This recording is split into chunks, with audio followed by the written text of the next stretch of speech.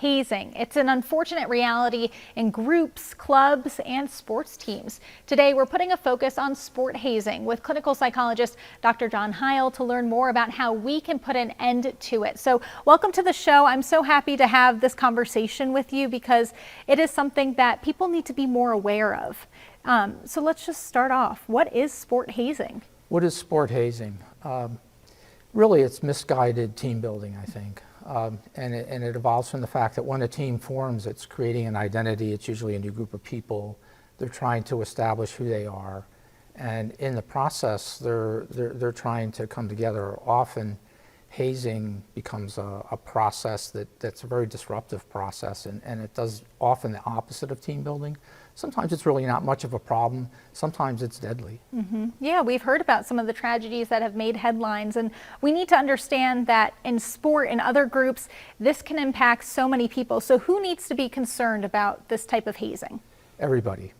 The athletes need to be concerned based on age, certainly the parents, coaches, sports medicine people in particular, and then also administrators, whether it's in the school setting or in a general sports setting. So it's all our responsibility to look out for youth, and really it's part of the social contract of sport, I think, that when we ask athletes to commit themselves, to take risks, to work with diligence and persistence through a lot of controversy, we need to look out for their welfare. Absolutely. I think that's a really great point, and the word responsibility, everyone needs to take ownership of that, because we don't want to see a tragedy in any of our young people in any of these teams.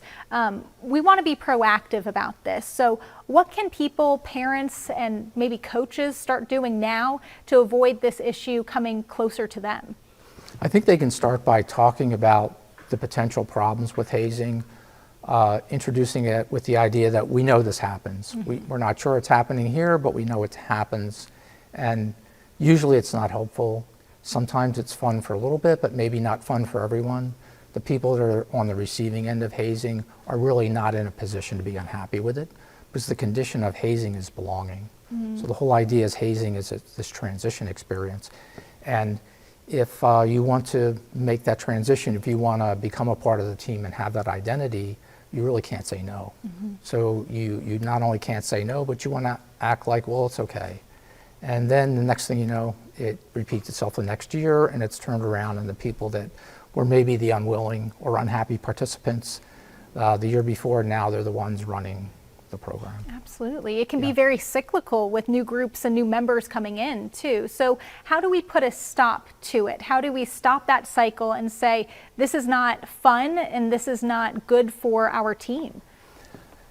I think really it begins with the coaches they're the ones that really set the culture of the team, and so they really need to be able to talk to their athletes about that.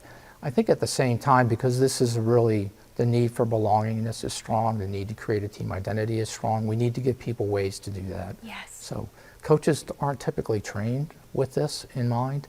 This is a role for sports psychologists, but there's no reason coaches can't learn how to intervene with their athletes in a way to kind of help provide direction. So even to the extent of creating activities intentionally that are meant to serve the same process as the kind of more underground hazing practices that are more likely to go wrong in that context. Yeah, so guide people to something that can be, again, a team building activity, but a positive influence that is not hidden in a subculture.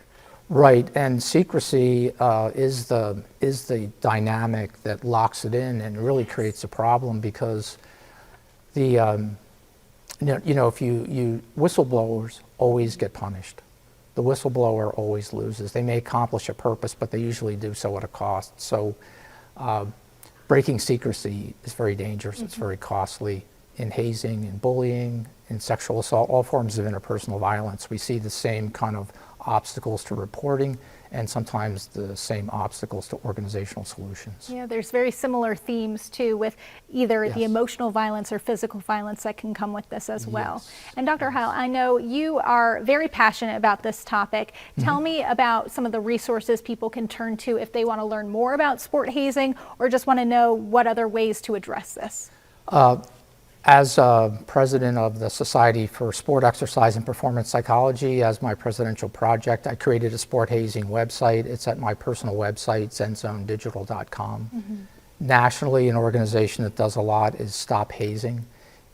My site is sports specific. Stop Hazing covers all forms of hazing. Okay. And we're really fortunate to have in the state of Virginia the Gordy Center at University of Virginia, which is dedicated to hazing and also alcohol and substance abuse prevention. Okay.